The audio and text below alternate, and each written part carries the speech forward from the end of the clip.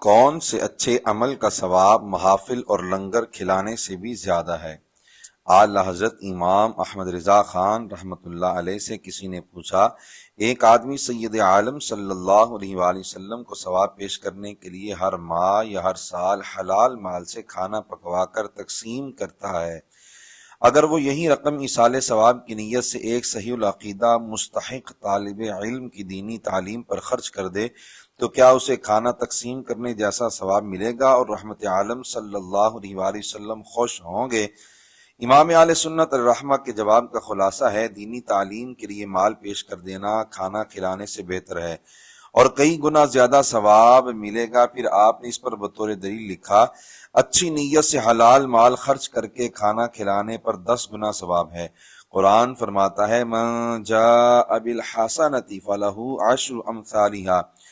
جو ایک نیکی لائے تو اس کے لیے اس جیسی 10 نیکیاں ہیں، جبکہ طالب علم دین کی مدد کرنے پر کم از کم 700 گنا ثواب ملتا ہے۔ قرآن فرماتا ہے، مثل الذین ينفقون اموالهم فی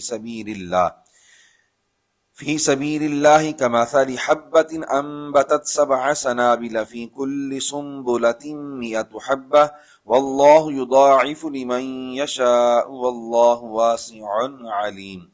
ان لوگوں کی مثال جو اپنے مال اللہ کی راہ میں خرچ کرتے ہیں اس دانے کی طرح ہے جس نے 7 بالیاں اگائیں، ہر بالی میں 100 دانے ہیں، اور اللہ جس کے لیے چاہے اس سے بھی زیادہ کر دیتا ہے، اور اللہ وسعت والا علم والا ہے۔